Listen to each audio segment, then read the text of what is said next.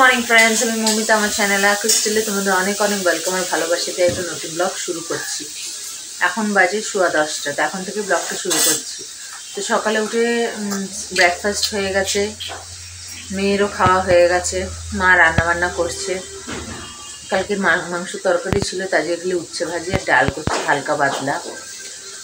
আর ঘরদোর সব হয়ে গেছে, এমনকি হাজব্যান্ডের স্নানও হয়ে গেছে, ও একটু বেরিয়েছে, হ্যাঁ একটু চলে আসবে, তো খেয়ে বেরোবে, ওই জন্যই আর কি হালকা পাতলা রান্না হচ্ছে। জার্নিতে হালকা পাতলা খাওয়াই ভালো। তো কেন কী বৃত্তান্ত সেটা তো তোমরা বুঝতেই পেরেছো, আর যদি বুঝতে না পেরে থাকো তাহলে ব্লগে দেখতে থাকো, তাহলেই বুঝবে।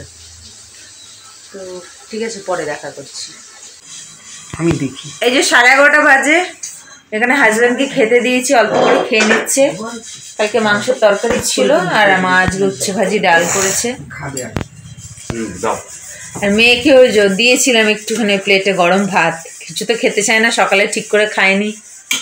দেখো না, এই যে কেক দিচ্ছিলাম, রুটিও খেলো না, এক স্লাইসের অর্ধেক স্লাইস খেলো, আর কেকেরও 2 স্লাইসও খেলো না ঠিক করে। তো গরম ভাতটাকে এই যে এইভাবে ওকে বসিয়েছি চামচ দিয়ে, দিদন ঠান্ডা করে দিচ্ছে, বাচ্চা তাই খা। সাদা ভাতে অনেক শক্তি। ঘি দিয়ে খেত যদি মাখন দিয়ে, হ্যাঁ খায় না তো, ঘি মাখন কিছু দিয়েই খায় না, বসে বসে খাচ্ছে। দাঁড়া মা, ফু দিয়ে দিক দিদন, গরম, মুখ পুড়ে যাবে। দুষ্টু করে কাট দিয়ে আমরা আর কিছু করতে পারবো না, তখন পুড়ে গেলে আর কাজ নেই। তো বাবা আর মেয়ে মিলে খেয়ে নিক।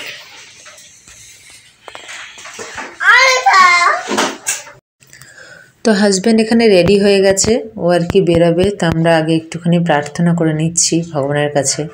আর আমিও প্রার্থনা করি, তোমরাও প্রার্থনা করো যেন আমি এখানে মেয়ে নিয়ে সুস্থভাবে থাকতে পারি, আর ও যেন ওখানে সুস্থভাবে কাজ করতে পারে, সুস্থ থাকে, ভালো থাকে। অনেক বছর পর আবার যাচ্ছে, আর ও যাচ্ছে মাসকাটে, তো কর্মক্ষেত্রে যাচ্ছে। তো এখন 1 বছর কি 2 বছর কোম্পানি কবে ছুটি দেয়, আবার তবে দেখা হবে। হ্যাঁ, তো কী আর বলবো, এটাই তো লাইফ, এখানে তো মেনে নিতেই হবে। দুঃখ কষ্ট অনেক হচ্ছে, কিন্তু ওর সামনে তো সবটা প্রকাশ করলে হবে না, কারণ ও তো ওখানে একা থাকবে, ওর মনটা খারাপ করবে। আমরা তো এখানে তাও সবার সাথে থাকবো, তো ওর সামনে কোনো কান্নাকাটি, মন খারাপ কিছুই করতে চাইনি, করাটা উচিত নয় আমার মন বলে, কারণ ও এরকম দেখে গেলে ওরই কষ্ট হবে।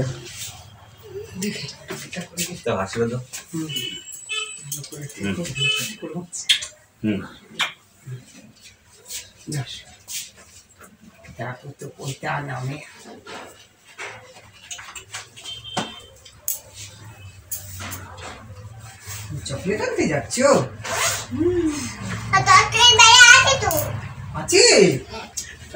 চকলেট ব্যাগে আছে তো, আবার কত চকলেট আনবে? হ্যাঁ, কেমনি কেমনি, হ্যাঁ আশীর্বাদ দিন। হ্যাঁ মাসি আশীর্বাদ দাও। যিশু মায়ের কাছে ভালো থেকো, সবাই সুস্থ থেকো, আমি গিয়ে জানাবো কল করে। হ্যাঁ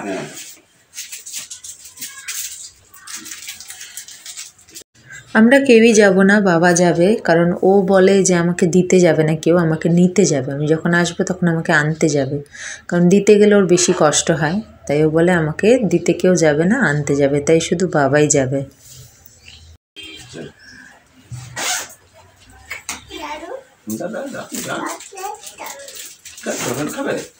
হ্যাঁ হ্যাঁ দেবো। চকলেট ব্যাগে আছে তো। শোলটা ভালো ছিল না, ওপরটা ভালো আছে।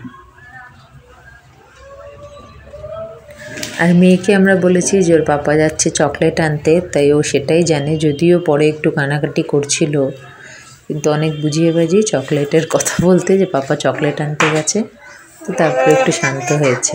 তো এইভাবেই তো ওকে ভুলিয়ে রাখতে হবে, এখন কিছু করার নেই। পড়ে যাবে ভেঙে যাবে। ঠিক আছে, ওকে নিয়ে যাবে নাকি ট্যাক্সিতে তুলতে? যাচ্ছি তো দেখো না, ওখানে গোশালা ঘর। যাবো না, চলো আসি তাহলে, গিয়ে ফোন করে জানাবো, কোনো অসুবিধা নেই। ঠিক আছে, কথা বলবো, কানি করবে না, ভালো থাকবে, দিয়ে দাও। এই তো যাচ্ছি, হ্যাঁ হ্যাঁ এই তো যাচ্ছি তো।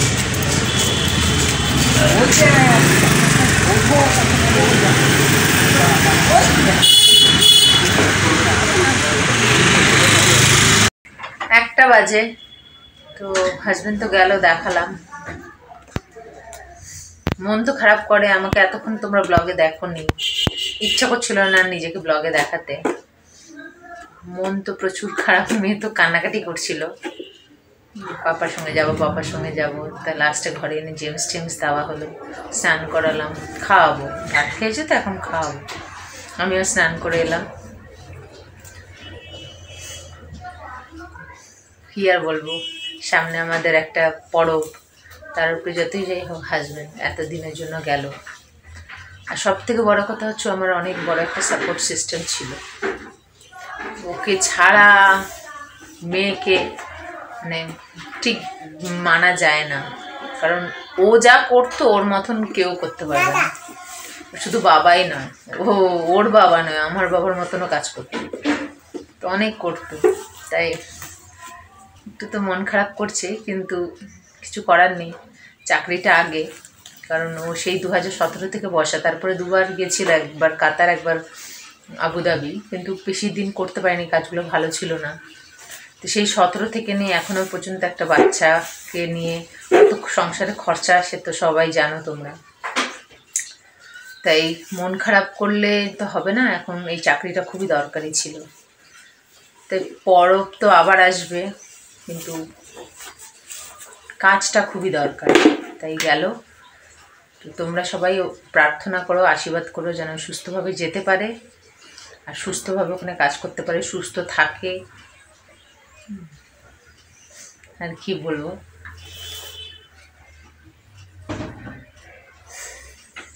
তো এখনও বাবা গেছে ছাড়তে, তখন আমি ওকে খাওয়াবো। তো ব্লগটাকে আর আরেকটা জিনিস, আমি ইউটিউবকে ধন্যবাদ দেবো, কারণ ইউটিউব থাকাতে জানি না আমি কত বড় ব্লগার হতে পারবো, কিন্তু ইউটিউবের জন্য আজ আমি কিছু কিছু স্মৃতি ধরে রাখতে পারছি, যেগুলো হয়তো কোনো অস্তিত্ব থাকতো না পরবর্তীকালে, কিন্তু ইউটিউবের জন্য সেগুলো রয়ে যাচ্ছে স্মৃতি হয়ে। তো অনেক অনেক ধন্যবাদ ইউটিউবকে। বড় ব্লগার হতে পারি কি না পারি, কিন্তু এই স্মৃতিগুলো তো ধরে রাখতে পারবো, মেয়ের মুহূর্তগুলো।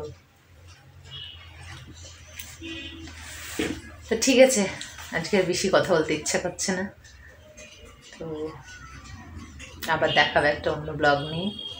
তোমরা ভালো থেকো, সুস্থ থেকো।